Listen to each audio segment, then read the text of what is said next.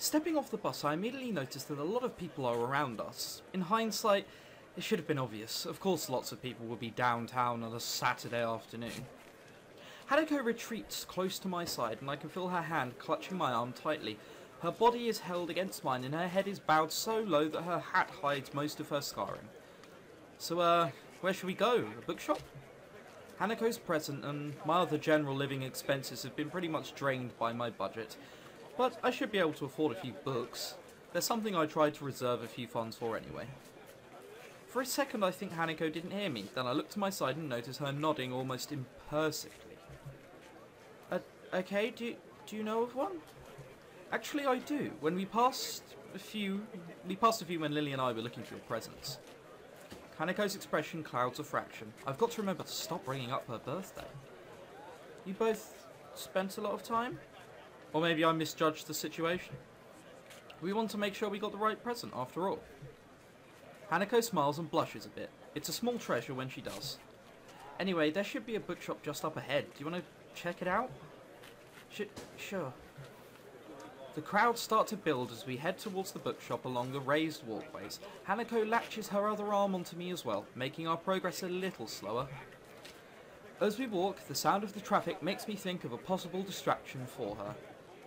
I was wondering, Hanako, have you thought yet about when you're going to learn to drive? Driving? Yeah, you're kind of lucky in a way. There aren't a whole lot of students in Yamaku that are allowed to drive. It's not the best topic of conversation, but I want to try and distract Hanako from the situation. She's really high-strung right now. Then again, all I've really done is make her feel awkward, since she's probably never thought about it. I wish I hadn't said anything. Before long we are before one of the bookshops and Lily and I passed by during our search. What kind of self-respecting bookshop closes on Saturdays? Bookshops don't make much money anymore because of the internet. Maybe they just had to close over weekends? She seems pretty knowledgeable about technology. I guess it's a pursuit that would lend itself well to someone who enjoyed solitude. Huh. I guess that makes sense. It's easier to find books online. Anyway, it looks like this idea is shot. Anything else you'd like to do? If it's not a bother, could you show me where you bought my present? Sure, not a problem. It's not far from here. I head off in the direction of the store, only half sure of its exact location. I don't want a repeat of last time, spending half the day walking around aimlessly. Here we are, Othello's Antiques. It's small. Well, yes, it took Lily and me some time to find it. Can we go in? I don't see why not, it's open. Hanako pushes through the door and enters before me. Once again, the store is empty save for the store owner. His face drops a little when he sees me. Oh, you're not here for a return, are you? Wait, that's not the girl you had with you last time. No, we're not here to return anything. We were just in town and wanted to have another look in here.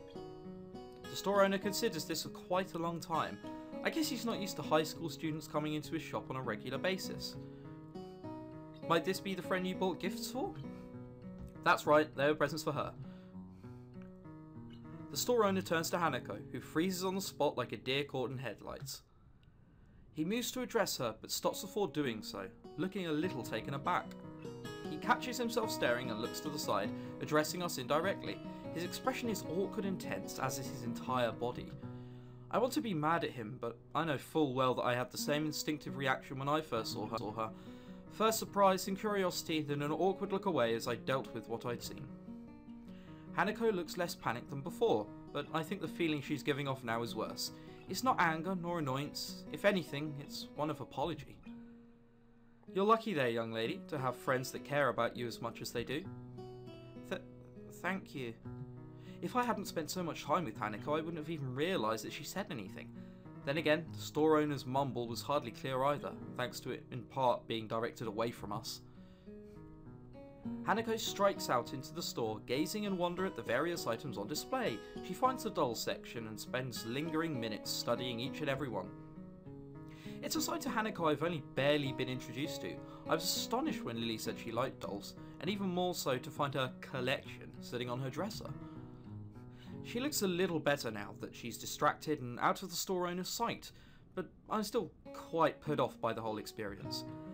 I might have my own problems, but I've never had strangers react to me like that, as if I was something completely alien to them. This is a nice shop. Yeah, it's not what I expected. Do you want to buy something? I didn't bring any money. Well, we can always come again. Now that I know where to find it, that is. We can? Of course, we can come here as often as you'd like. Thank you. You don't need to thank me, I almost forgot where this place was. I don't really think either of us completely believes in what we're saying, but rather we're just repeating what we think we should say. Can we go back to the school now? Sure thing, let's go. As we leave for the bus stop, I see the store owner peek through the curtain at the back of the shop. I'm not really sure what that glance he gives to her says. It feels a bit weird, and the fact that Hanako didn't see it is both a relief and a bit frustrating. Hanako and I stop walking once we reach the concrete area between the dormitory buildings. There was barely a word said between us on the way back from the city. Well then, goodbye. Do you want to have some tea or something? How about a game? Hanako shakes her head embarrassedly. I'm tired. Maybe later? I've got homework. She sounds a little depressed. Hanako obviously does want to do more, but I suppose she would have a bit of schoolwork to catch up on. She's missed a few days of lessons. Ah, homework. Thanks for reminding me. I've got a stack to do as well. Oh well, I guess I'll see you tomorrow. See you, Hisao.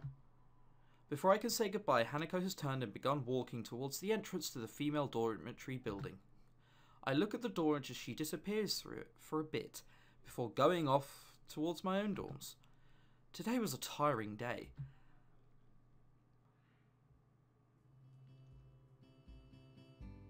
I woke up, took my pills and had a nice shower, quickly slipped on my uniform, ate a tasty breakfast, grabbed my bag and headed off, as all is per usual my daily routine.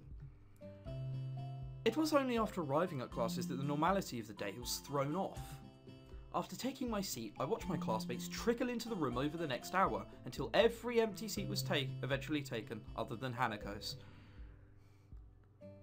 I can never get used to the idea that she just doesn't show up to class every now and again.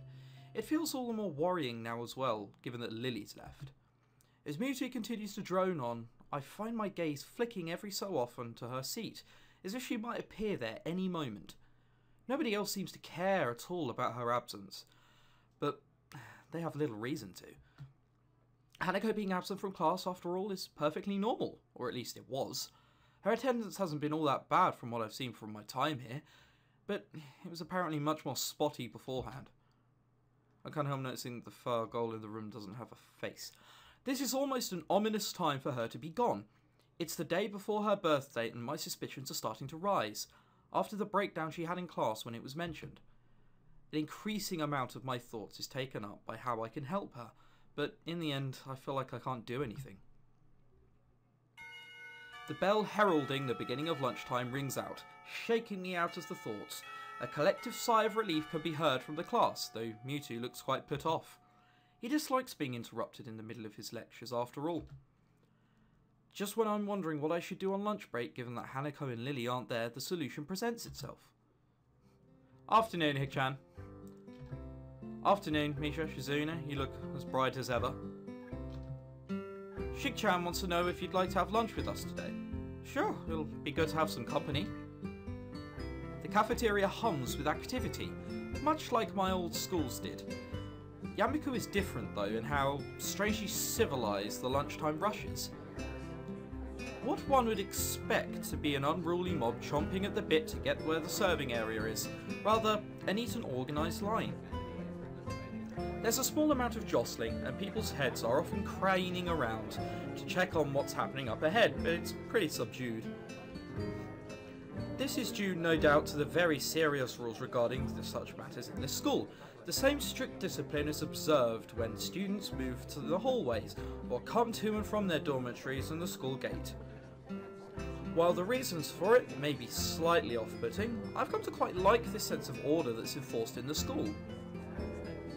I didn't really like being told by Shizune and Misha to get their lunches though. I feel a little used as I take my seat at the table where they're sitting, plunking their food down in front of them. Sweet bread and strawberry milk for Misha, a bowl of ramen and juice for Shizune. I heave a sigh of relief as I put it all down, after the significant difficulty I had carrying it all in addition to my own lunch. Thank you. Misha claps her hands together before popping open the wrapper and digging into her bread ravenously. Shizune simply gives an appreciative nod before giving her steaming ramen a stir and blowing on it a little to cool it down.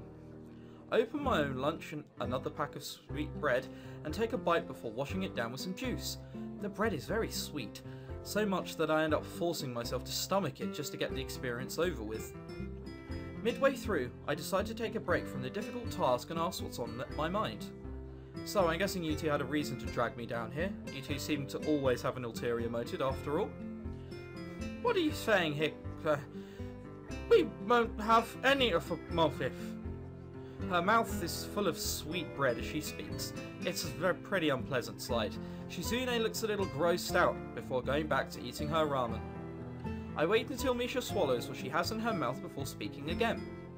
You're not buttering up to make me work with you after school. Nope. Not trying to extract information from me that I might not want to give? Nuh-uh. Fine, you win. I guess you just wanted to eat lunch with someone as intelligent and handsome as me then.